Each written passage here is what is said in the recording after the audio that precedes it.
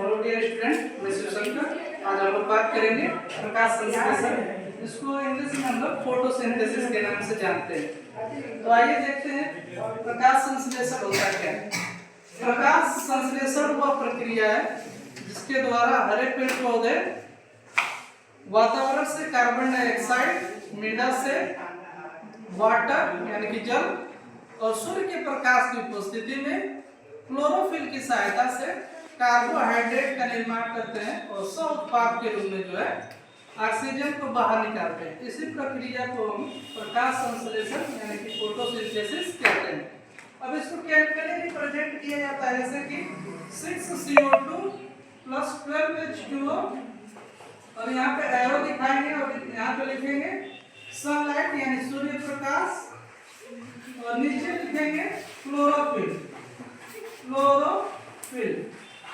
और यहाँ पे बनेगा क्या carbohydrate C6H12O6 + 6H2O and oxygen क्या होगा बाहर निकलेगा। तो फोटोसिंथेसिस को रिप्रेजेंट करने के लिए हम केमिकली ऐसे क्या कर सकते हैं, रिप्रेजेंट कर सकते हैं। अब आइए देखते हैं कि क्लोरोप्लास्ट का स्ट्रक्चर कैसा होता है।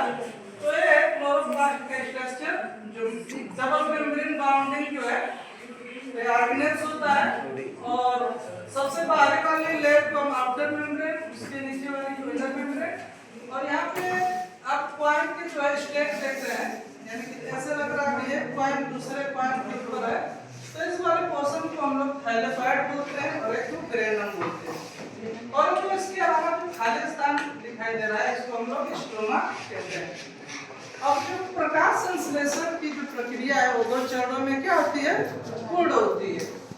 पहला जो होता है उसको लाइट रिएक्शन यानी कि प्रकाशीय क्रिया कहते हैं और दूसरा जो होता है वो होता है डार्क रिएक्शन जिसको अप्रकाशीय क्रिया कहते हैं।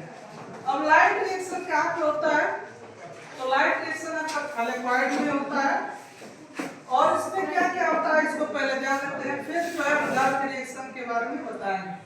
देखिए जो लाइट रिएक्शन उसमें 3 चीजें होंगी कि लाइट एनर्जी यानी कि सूर्य से जो प्रकाश आ रहा है उसको केमिकल एनर्जी में परिवर्तित किया जाएगा और केमिकल एनर्जी क्या है ATP और NADPH, ठीक है। अब इसका फुल फॉर्म आप लोग याद करके आइएगा ATP और NADPH का।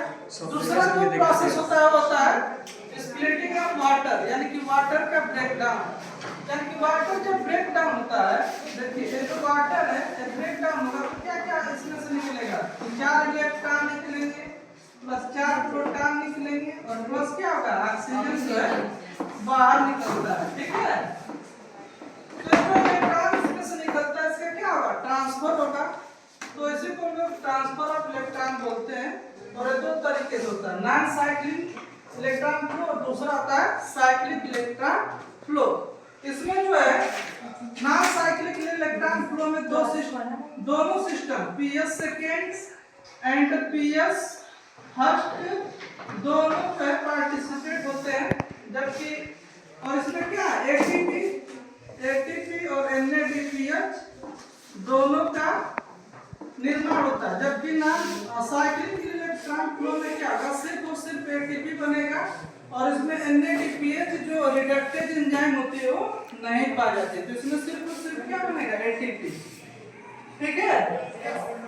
अब हम देखते हैं डार्क रिएक्शन का अर्थ होता है, तो मैंने बताया कि खाली स्थान होता है उसको स्ट्रोमा बोलते हैं और इसमें क्या होगा डार्क रिएक्शन यानी कि पौधा जो है कार्बन डाइऑक्साइड है जो अवशोषित किया है इसका क्या होगा रिडक्शन, जिसके फलस्वरूप क्या बनेगा कार्बोहाइड्रेट यानी कि स्टार्च का कार्बोहाइड्रेट फिर आपस में जुड़ के बहुलक बनाएंगे यानी कि पॉलीमराइज बनाएंगे और इस तरह से क्या है स्टार्च यानी कि कार्बोहाइड्रेट का निर्माण होता है।